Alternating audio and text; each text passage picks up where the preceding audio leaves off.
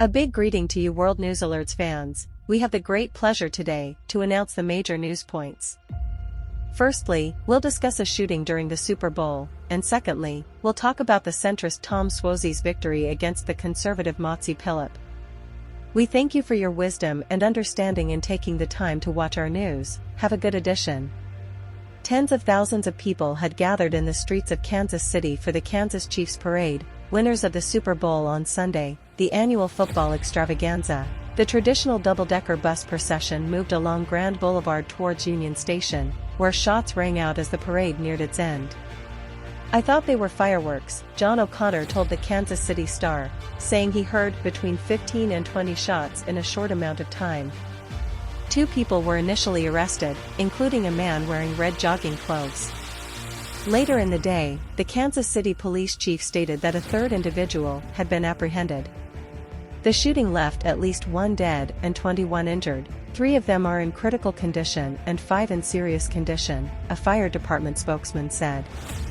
The United States pays a heavy toll for the proliferation of firearms on its territory and the ease with which Americans access them.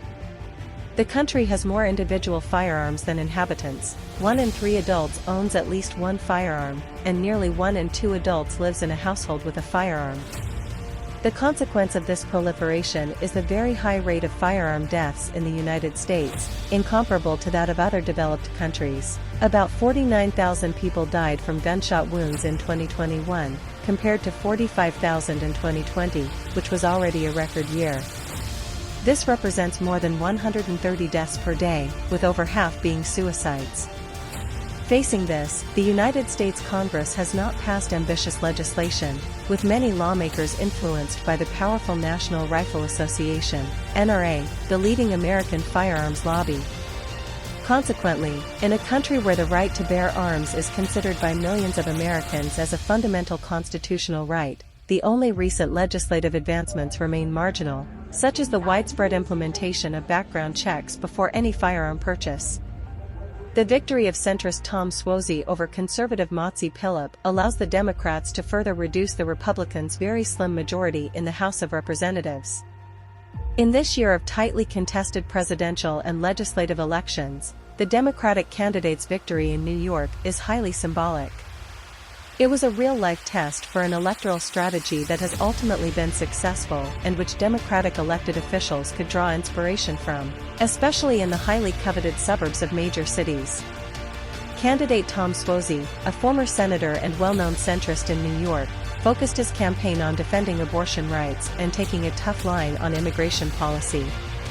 On this issue, he promised to work with Republicans to find a common solution. According to polls, this realistic stance on immigration earned him the decisive votes of independent voters. A campaign of dirty tricks and lies. Tom Swozey, 61, an experienced politician, celebrated winning despite a campaign of dirty tricks and lies on the immigration issue. Eric Adams, the no-nonsense Democratic mayor of the 8.5 million-strong metropolis, which has welcomed over 165,000 migrants and asylum seekers from Latin America and West Africa since April 2022, hailed it as good news for New York. Motsi Philip conceded defeat by calling his opponent to congratulate him. Tom Swozey may have benefited from low turnout on Tuesday due to a snowstorm that paralyzed the city and its suburbs, and after many voters, particularly Democrats, had already voted in recent days. With this New York seat lost in the House of Representatives, the Republican situation becomes uncomfortable. Now, just 3 defections within the conservative group are enough to block one of their bills. Tom Swozey's victory should also please the White House, which has been busy in recent days finding ways to address criticisms about President Joe Biden's age. World News Alerts thanks you for paying attention to read our newspapers. Don't forget to subscribe to get more information.